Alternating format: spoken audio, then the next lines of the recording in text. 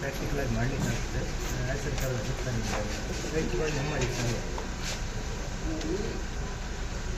ಪ್ರಧಾನಮಂತ್ರಿಗಳು ಈ ದೇಶದ ಅರ್ಥವ್ಯವಸ್ಥೆ ಮತ್ತು ದೇಶದ ಅರ್ಥವ್ಯವಸ್ಥೆ ಹದಗೆಡುತ್ತೆ ಅಂತ ಹೇಳಿ ನಮ್ಮ LOP ನಾಯಕರಾದಂಥ ರಾಹುಲ್ ಗಾಂಧಿಯವರು 5-6 ತಿಂಗಳ ಹಿಂದೆ ಎಚ್ಚರಿಕೆಯನ್ನು ಕೊಟ್ಟಿದ್ದರು.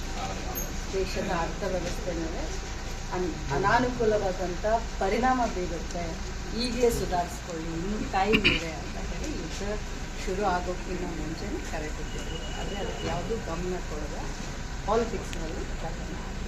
ಈಗ ನಮ್ಮ ದೇಶದ ಪ್ರಧಾನಮಂತ್ರಿಗೆ ಕರೆ ಕೊಟ್ಟಿದ್ದಾರೆ. ಎಸ್, ಅಫ್ಕೋರ್ಸ್ ಎಲ್ಲನೂ ಕೂಡ ನಮ್ಮ ಇತಿಮಿತಿಯಲ್ಲೇ ನಾವು ದೇಶಕ್ಕೋಸ್ಕರ ಇತಿಮಿತಿಯಲ್ಲೇ ಬಳಸೋಣ.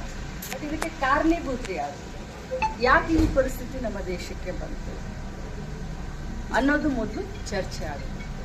ಅವ್ರು ಕರೆ ಕೊಟ್ಟಿದ್ದಾರೆ, ಅವರು ಗಂಟೆ ಬಾರಿಸು ಅಂತಂದರೆ ನಮ್ಮ ದೇಶದಲ್ಲಿ ನಾವು ಗಂಟೆ ಬಾರಿಸ್ಬೇಕು, ಅವರು ಚಪ್ಪಾಳೆ ತಟ್ಟು ಅಂತಂದರೆ ನಾವು ಚಪ್ಪಾಳೆನ ತಟ್ಟಬೇಕು, ಅವರು ಪೆಟ್ರೋಲ್ ಡೀಸೆಲ್ ಜಾಸ್ತಿ ಬಳಸಬೇಡಿ ಅಂತ ಹೇಳ್ತಾ ಇದ್ದಾರೆ, ಅದನ್ನೂ ಕೇಳೋಣ, ಬಂಗಾರ ಖರೀದಿ ಮಾಡಬೇಡ ಅಂತ ಹೇಳ್ತಾರೆ, ಅದನ್ನು ಕೇಳೋಣ. ಬಟ್ ನಮಗೆ ಬರೀ ಹೇಳೋದಾಯಿತು, ನೀವು ಅದನ್ನು ಮಾಡಿ, ನೀವು ಇದನ್ನು ಮಾಡಬೇಡಿ ಅಂತ ಹೇಳೋದಾಯಿತು.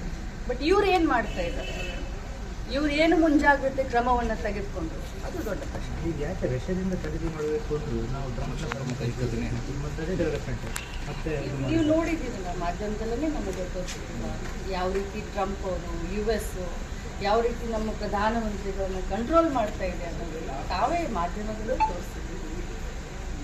ಈಗ ನಿಜಾಮ್ ಬಗ್ಗೆ ತೆಗೆದುಕೊಂಡಿರುವ ನಿಲುವು ಈ ರೀತಿ ಅದನ್ನು ವಿರೋಧಿಸ್ತಾ ಇದೆ ಮತ್ತು ಶಿಕ್ಷಣ ಕ್ಷೇತ್ರದ ಸಂಘರ್ಷಕ್ಕೆ ಕಾರಣ ಆಗ್ಬೋದು. ಯಾಕಂದರೆ ನಮಗೆ ಯಾಕೆ ಅಂತಂದ್ರೆ ಇದರಿಂದ ಆರಂಭ ಆಗಿದೆ ಅಷ್ಟೇ. ನಮಗೂ ಗೊತ್ತು ಏನು ಹೇಳಿದ್ದಾರೆ. ಬರೀ ಶಿಕ್ಷಣದಲ್ಲಿ ರಾಜಕಾರಣವನ್ನೇ ಯಾವತ್ತೂ ಮಾಡ್ತಾರೆ. ವಿದ್ಯಾರ್ಥಿಗಳು, ಬಹಳಷ್ಟು ಮುಖ್ಯ ವಿದ್ಯಾರ್ಥಿಗಳು, ಪಾಲಕರು, ತಂದೆ ತಾಯಿಗಳು ಒಂದು ಕನಸನ್ನು ಕಟ್ಟಿಕೊಂಡು ತಮ್ಮ ಮಕ್ಕಳನ್ನು ವಿದ್ಯಾವಂತರನ್ನಾಗಿ ಮಾಡಲಿಕ್ಕೆ ಶಾಲಾ ಕಾಲೇಜುಗಳಲ್ಲಿ ಕಳಿಸುವಂಥ ಸಂದರ್ಭದಲ್ಲಿ ಯಾವುದೇ ಪಕ್ಷ ರಾಜಕಾರಣ ಮಾಡಬಾರ್ದು. ಯಾಕಂದರೆ ನಾವು ವಿದ್ಯಾರ್ಥಿಗಳ ಭವಿಷ್ಯದ ಜೊತೆಯಲ್ಲಿ ಚೆಲ್ಲಾಟವನ್ನು ನಾವು ಯಾವತ್ತೂ ಕೂಡ ಆಡಬಾರ್ದು. ಅಂಥದ್ರಲ್ಲಿ ಈ ವಿಚಾರಗಳನ್ನು ನಾನು ಇದ್ರ ಬಗ್ಗೆ ಜಾಸ್ತಿ ಚರ್ಚೆ ಮಾಡದೆ ವಿದ್ಯಾರ್ಥಿಗಳಿಗೆ ಅನುಕೂಲ ಆಗುವಂಥ, ಕಲಿಯುವಂಥ ವಾತಾವರಣವನ್ನು ಸೃಷ್ಟಿ ಮಾಡೋಣ ಅಂತ ಇಷ್ಟು ಹೇಳಿದ್ದೇನೆ. ನಾನು ಅದ್ರ ಬಗ್ಗೆ ಏನೂ ಮಾತನಾಡೋದಿಲ್ಲ. ಅದು ಹಿಜಾಬ್ ಇರಲಿ ಅಥವಾ ಬೇರೆ ನಮ್ಮ ಹಿಂದೂಗಳದ್ದಿರಲಿ, ನಾನೇನು ಅದ್ರ ಬಗ್ಗೆ ಮಾತನಾಡೋದಿಲ್ಲ. ವಿದ್ಯಾರ್ಥಿಗಳು ಮತ್ತು ಶಿಕ್ಷಣ ಮತ್ತು ಅವರ ಭವಿಷ್ಯವನ್ನು ತಲೆಯಲ್ಲಿ ಇಟ್ಟುಕೊಂಡು ರಾಜಕಾರಣ ಮಾಡಲಿ ಅಂತ ಹೇಳಿದ್ದೆ.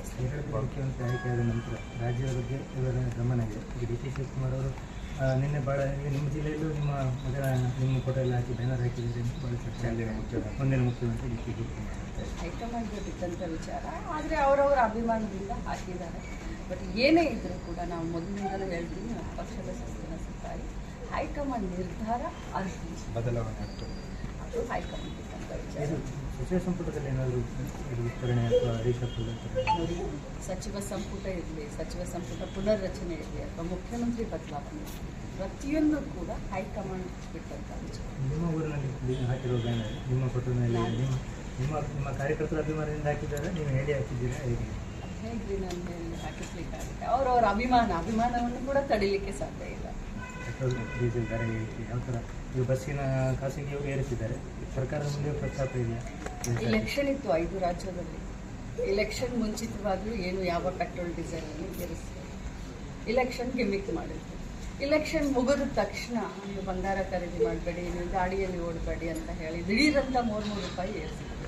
ಇದು ಜನ ಅರ್ಥ ಮಾಡ್ಕೊಳ್ಬೇಕು. ಎಷ್ಟು ದಿನ ಅಂತ ಜನ ತಮ್ಮನ್ನು ತಾವು ಮೋಸ ಮಾಡ್ಕೊಂಡು ಬದುಕ್ತಾರೆ ಅನ್ನೋದಂತೂ ನನಗೆ ತಿಳಿತಾ ಇಲ್ಲ. ಅವರು ಯಾವುದನ್ನ ತೋರಿಸ್ಬೇಕಂತ ಇದ್ರೆ ಅದನ್ನು ಜನ ನೋಡ್ತಾ ಇದ್ದಾರೆ. ಸೊ ಪೆಟ್ರೋಲ್ ಡೀಸೆಲ್ ಬೆಲೆ ಏರಿಸಲಿಕ್ಕೆ ಈ ಒಂದು ಕೇಂದ್ರ ಸರ್ಕಾರ ಏನಿದೆ ಕಳೆದ 12 ವರ್ಷದಿಂದ ಮನಮೋಹನ್ ಸಿಂಗ್ ಇದ್ದಂಥ ಸಂದರ್ಭದಲ್ಲಿ, UPA ಸರ್ಕಾರ ಇದ್ದಂಥ ಸಂದರ್ಭದಲ್ಲಿ ಕ್ರೂಡ್ ಆಯಿಲ್ ಬೆಲೆ ಎಷ್ಟಿತ್ತು, ನಾವು ಎಷ್ಟಕ್ಕೆ ಇಟ್ಟಿದ್ವಿ, ಇವರು ಬಹಳಷ್ಟು ಲಕ್ಕಿ ಇದ್ದಾರೆ. ಈ ಬಾರಿಯ NDA ಸರ್ಕಾರ 12 ವರ್ಷದಲ್ಲಿ ಇವ್ರಿಗೆ ಕ್ರೂಡ್ ಆಯಿಲ್ನ ಬೆಲೆ ಇವ್ರಿಗೇನು ಜಾಸ್ತಿ ಆಗಿಲ್ಲ, ಈಗಲೂ ಕೂಡ ಜಾಸ್ತಿ ಇದಾಗಿರಲ್ಲ. ಆದರೂ ಕೂಡ ಈ ರೀತಿ ಬೆಲೆಯನ್ನು ಏರಿಸಿ ಜನಸಾಮಾನ್ಯರಿಗೆ ಬರ ಹೇಳುವಂಥ ಕೆಲಸವನ್ನು ಮಾಡ್ತಾ ಇದ್ದಾರೆ. ಕಂಪ್ಲೀಟಾಗಿ ರಾಜಕಾರಣ. ಬಾಗಲಕೋಟೆದೊಂದು ಸುದ್ದಿ ನೋಡಿರುತ್ತೆ, ಅಂಗನವಾಡಿ ಕಾರ್ಯಕರ್ತರು ಖಂಡಿತವಾಗ್ಲೂ ಆ ರೀತಿ ಯಾರಾದರೂ ಅಂಗನವಾಡಿಯಿಂದ ಹಣವನ್ನು ಕಲೆಕ್ಟ್ ಮಾಡಿದ್ರೆ ಖಂಡಿತವಾಗ್ಲೂ ಅಂಥವ್ರ ಮೇಲೆ ಕೇಸ್ ಹಾಕ್ತೀವಿ. ಬಟ್ ಒಂದು ಮಾತನ್ನ ಹೇಳಲಿಕ್ಕೆ ಬಯಸ್ತದೆ, ಏನು ಬ್ಯಾನರ್ ಅಂತ ನನ್ನ ಫೋನ್ ಹೊತ್ತಲ್ಲಿ ತಗೊಂಡಿದ್ದು ನಾನು ಮಾತಾಡೋಷ್ಟಿಗೆ ಬರ್ತಾಯಿತ್ತು. ಬ್ಯಾನರ್ಗೆ ಒಂದು ಸಾವಿರ ಅಂತ ಹೇಳ್ತಾರೆ. ಖಂಡಿತವಾಗ್ಲೂ ನಾವು ಯಾವ ಅಂಗನವಾಡಿಯಿಂದಲೂ ಹಣ ನಾವು ತೆಗೆದುಕೊಂಡಿಲ್ಲ. ನಾವು ಇದನ್ನು ನಮ್ಮ ಅಡ್ಮಿನ್ ಕಾಸ್ಟ್ನಲ್ಲಿ ನಮ್ಮ ಹೆಡ್ ಆಫೀಸ್ನಿಂದ ನಾವು ಇದನ್ನು ಏನಾಗಿರ್ಬೋದು ಮೇಡಮ್, ತನಿಖೆ ಆಗುತ್ತೆ? ಖಂಡಿತವಾಗ್ಲೂ ಏನಾದರೂ ಈ ರೀತಿ ಆಗಿದೆ ಅಂತ ಯಾರಾದರೂ ಅದನ್ನು 1,000 ರೂಪಾಯಿ ಕಲೆಕ್ಟ್ ಮಾಡಿದರೆ, ಅದು ಯಾರೇ ಕಲೆಕ್ಟ್ ಮಾಡಿದ್ರು ಅವ್ರ ಮೇಲೆ ನಾವು ತನಿಖೆಯನ್ನು ಖಂಡಿತವಾಗ್ಲೂ ಮಾಡ್ತೀವಿ.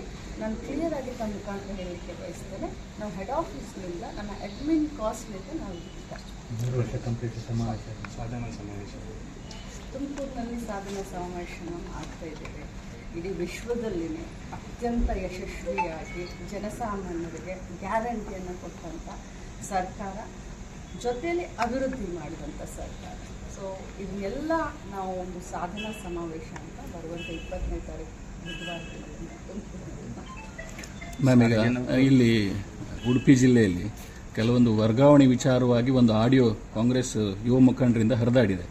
ಅಂದರೆ ವರ್ಗಾವಣೆ ನಾನು ಇದು ಮಾಡ್ತಾ ಇದ್ದೇನೆ, ಲಕ್ಷ್ಮೀ ಹೆಬ್ಬಾಳ್ಕರ್ ಮೂಲಕ ಅಧಿಕಾರಿಗಳನ್ನು ವರ್ಗಾವಣೆ ಮಾಡ್ತಿದ್ದೇನೆ ಅಂತ ಹೇಳಿಕೆ ಕೊಟ್ಟಿದ್ದಾರೆ. ಅದ್ರ ಬಗ್ಗೆ ಏನು ಹೇಳ್ತೀರಿ ಮೇಡಮ್? ನನಗೆ ಅದ್ರ ಬಗ್ಗೆ ಗಮನಕ್ಕೆ ಇಲ್ಲ. ತಾವು ದಯಮಾಡಿ ನನಗೆ ಅದನ್ನು ಈಗ ಹೇಳಿದ್ದೀರಾ, ಅದು ಯಾರು ಮಾತಾಡಿದ್ದಾರೆ, ಯಾರು ಮಾಡಿದ್ದಾರೆ ಅದನ್ನು ತಿಳ್ಕೊಂಡು ನಾನು ಎದುರುಗಡೆ. ಇನ್ನೊಂದು ಮೇಡಮ್, ಈ ಅಕ್ರಮ ಗಣಿಗಾರಿಕೆ ಇರ್ಬೋದು, ಇನ್ನೊಂದು ವಿಚಾರದ ಬಗ್ಗೆ ಮಾಧ್ಯಮದವರು ವರದಿ ಮಾಡಿದಾಗ ಆಲ್ರೆಡಿ ಅದು ಕೇಸ್ ಇರ್ತದೆ, ಅಥವಾ ಲೋಕಾಯುಕ್ತ ತನಿಖೆಯಲ್ಲಿ ಇರುವ ಬಗ್ಗೆ ಕೇಸ್ ಇರುವಾಗಲೇ ನಾವು ಅದ್ರ ಬಗ್ಗೆ ನ್ಯೂಸ್ ಮಾಡಿದರೆ ಪೊಲೀಸರಿಗೆ ಹೇಳಿ ಅರೆಸ್ಟ್ ಮಾಡುವಂಥ ಕೆಲಸ ಮಾಡ್ತಾ ಇದ್ದಾರೆ ಅನ್ನೋಂಥ ಮಾತು ಕೂಡ ಕೇಳಿ ಬರ್ತಾ ಇದೆ. ಈಗ ನಡೆದಿದೆ ಕೂಡ.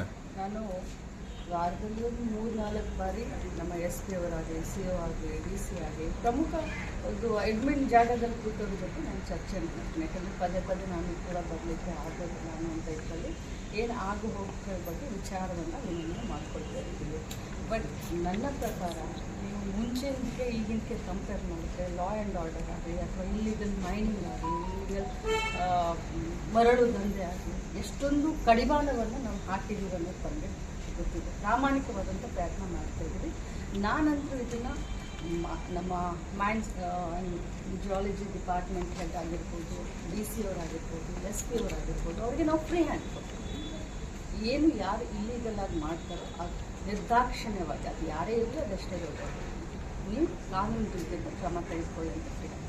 ಅಲ್ಲ, ವರದಿ ಮಾಡ್ಬೋದಾ ಅಂತ ನಾವು ವರದಿ ಮಾಡ್ಬೋದಾ? ಅಕ್ರಮದ ಬಗ್ಗೆ ನಾವು ವರದಿ ಮಾಡ್ಬೋದಾ ನಿರ್ಭೀತರಾಗಿ ಪತ್ರಕರ್ತರು?